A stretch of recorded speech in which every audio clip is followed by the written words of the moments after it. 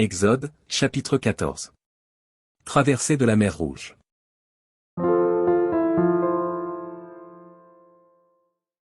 L'Éternel parla à Moïse, et dit. Parle aux enfants d'Israël, qu'ils se détournent, et qu'ils campent devant Pi-Hahiroth, entre Migdol et la mer, vis-à-vis de Baal-Tsephon, c'est en face de ce lieu que vous camperez, près de la mer. Pharaon dira des enfants d'Israël, ils sont égarés dans le pays, le désert les enferme. J'endurcirai le cœur de Pharaon, et il les poursuivra, mais Pharaon et toute son armée serviront à faire éclater ma gloire, et les Égyptiens sauront que je suis l'Éternel. Et les enfants d'Israël firent ainsi. On annonça au roi d'Égypte que le peuple avait pris la fuite. Alors le cœur de Pharaon et celui de ses serviteurs furent changés à l'égard du peuple. Ils dirent, que avons-nous fait, en laissant aller Israël, dont nous n'aurons plus les services? Et Pharaon attela son char, et il prit son peuple avec lui.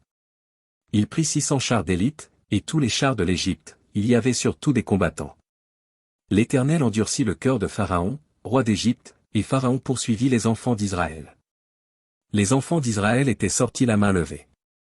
Les Égyptiens les poursuivirent, et tous les chevaux, les chars de Pharaon, ses cavaliers et son armée, les atteignirent campés près de la mer, vers Pi-Hahiroth, vis-à-vis de Baal-Tsephon. Pharaon approchait. Les enfants d'Israël levèrent les yeux, et voici, les Égyptiens étaient en marche derrière eux. Et les enfants d'Israël eurent une grande frayeur, et crièrent à l'Éternel. Ils dirent à Moïse, n'y avait-il pas des sépulcres en Égypte, sans qu'il fût besoin de nous mener mourir au désert? Que nous as-tu fait en nous faisant sortir d'Égypte? N'est-ce pas là ce que nous te disions en Égypte, laisse-nous servir les Égyptiens, car nous aimons mieux servir les Égyptiens que de mourir au désert? Moïse répondit au peuple, ne craignez rien, restez en place, et regardez la délivrance que l'Éternel va vous accorder en ce jour, car les Égyptiens que vous voyez aujourd'hui, vous ne les verrez plus jamais.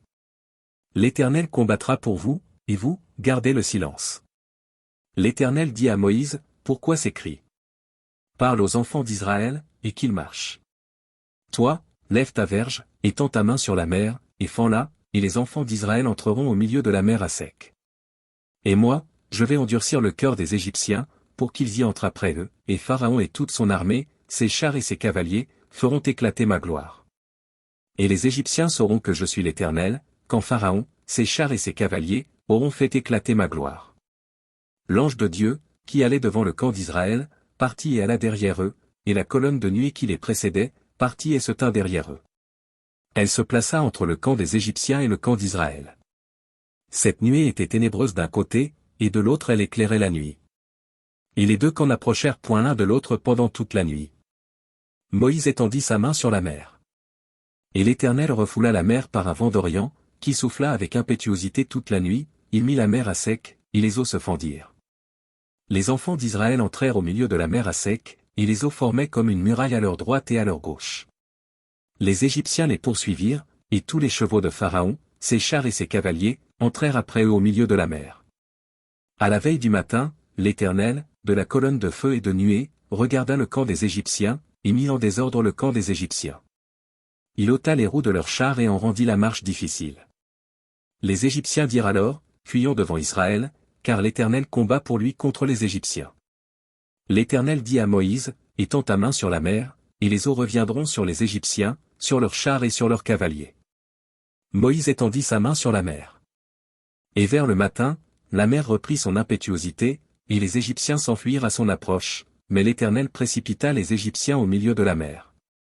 Les eaux revinrent, et couvrirent les chars, les cavaliers et toute l'armée de Pharaon, qui était entrée dans la mer après les enfants d'Israël, et il n'en échappa pas un seul.